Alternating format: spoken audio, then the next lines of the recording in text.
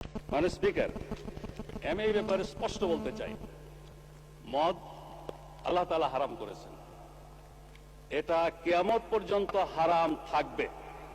সারা দুনিয়ার সকল মানুষও যদি জায়েজ বলে, হালাল বলে, তবুও এটা হারাম থাকবে।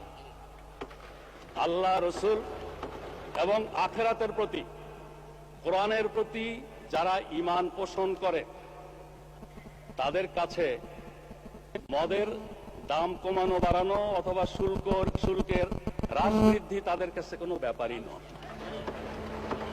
মাংনাও যদি দেওয়া হয়, মদের ফ্যাক্টরির মধ্যে যদি বদ্ধ দরজা জানালার মধ্যে তাদের রাখা হয়, তবুও তারা আল্লাহর ভয়ে মদ স্পর্শ করবে না।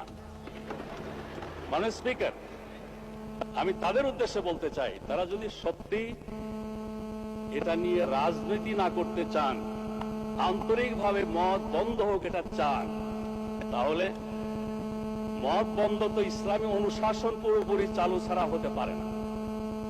ইসলামী রাষ্ট্র ব্যবস্থা, সমাজ ব্যবস্থা, শিক্ষা ব্যবস্থা চালু হওয়া ছাড়া হতে পারে না। অথচ ওনারা তো ইসলামী অনুশাসন কায়েমের আন্দোলনকে বলেন মৌলবাদ, বলেন সাম্প্রদায়িকতা, বলেন ধর্মান্ধতা।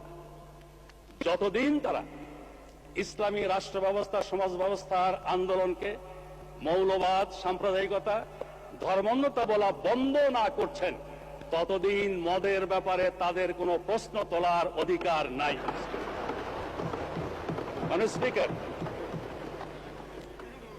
আমি স্পষ্ট বলতে চাই, মদ শুধু ইসলামী নিষিদ্ধ নয়, সকল ধর্মের দৃষ্টিতেই এটা একটা ক্ষতিকর জিনিস।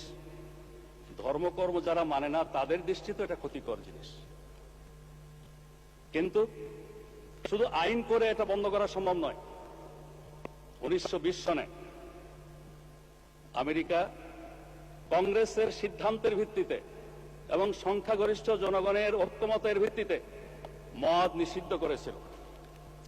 মদ থেকে তাদের জাতিকে দূরে রাখার জন্য কোটি কোটি পৃষ্ঠা বুকলেট, লিফলেট, হ্যান্ডবিল প্রচার করেছিল। তখনকার আপ টু ডেট, মানে স্পিকার, হলুদ বাতি জ্বালালে আমি থেমে যাই। আমাকে নিয়ে অনেক কথা হয়েছে, আমার দলকে নিয়ে অনেক কথা হয়েছে এই পার্লামেন্টে, সেগুলোর জবাব দেওয়ার সুযোগটা অন্তত আমাকে দেবেন মানে স্পিকার, আমি আশা করি। তাই বলছিলাম, আমেরিকাতে এভাবে মদ বন্ধের সিদ্ধান্ত নিয়েছিল 1920 সনে। 1933 আবার এই সিদ্ধান্ত প্রত্যাহার করতে হয়েছিল। এই সিদ্ধান্ত কার্যকর করতে গিয়ে 200 লোক নিহত হয়েছিল, 5 লক্ষাধিক লোককে কারাবন্দী করা হয়েছিল এবং লক্ষ কোটি কোটি ডলার জরিমানা করা হয়েছিল, সম্পত্তি বাজেয়াপ্ত করা হয়েছিল। তারপরে এটা বন্ধ হয়নি। মানে স্পিকার, এই ব্যাপারে আরেকটা পিকচার আমি আপনার সামনে আনতে চাই। 1400 বছর আগে জনাবে মুহাম্মদুর রাসূলুল্লাহ সাল্লাল্লাহু আলাইহি ওয়াসাল্লাম যখন ইসলামের দাওয়াত দিচ্ছিলেন, সেই যুগটাকে বলা হয় আইয়ামে জাহিলিয়া। তখনকার দিনে মানুষের মদের আসক্তি আরো অনেক বেশি ছিল। আরবি ভাষায় দেখেছি মদের নাম 200-এরও বেশি। তাদের কাব্য সাহিত্যে মদের বন্দনায় ভরপুর। সেখানে বাড়িতে বাড়িতে মদের মটকি ছিল। আমেরিকার মতো এরকম প্রচার মিডিয়া ছিল না মোটিভেশনের জন্য। কিন্তু ইমানি শক্তি, আল্লাহ, রসুল, আখিরাতের প্রতি বিশ্বাস এমন একটা শক্তি, এই শক্তির বলে সেদিন পর্যায়ক্রমে মানুষকে তৈরি করে নিয়ে যে মদ নিষিদ্ধ করা হয়েছিল, আজকেও মুসলিম বিশ্বের সংখ্যাগরিষ্ঠ মানুষ আইনের কারণে নয়, আল্লাহর ভয়ে মদ থেকে দূরে থাকে। ঘটনাটি একটু আপনাকে বলি। মানে স্পিকার, ইমানের দাওয়াতের পর স্বাভাবিকভাবেই মানুষের মনে প্রশ্ন জাগলো, আমরা আল্লাহ, রসুল, আখিরাতে বিশ্বাসী, আল্লাহ এবং রসুলের হুকুম মানি, এই মদের ব্যাপারে আল্লাহ এবং রসুলের হুকুমটা কি? তারা প্রশ্ন করল। আল্লাহ বলছেন, ইয়াসআলুনাকা আনিল খামরি ওয়াল মাইসির কুল ফীহিমা ইসমুন কাবীর ওয়া মানাফিউ লিন-নাস ওয়া ইসমুহুমা আকবারু মিন নাফইহিমা। তোমাকে প্রশ্ন করে এরা মদ এবং জুয়া সম্পর্কে।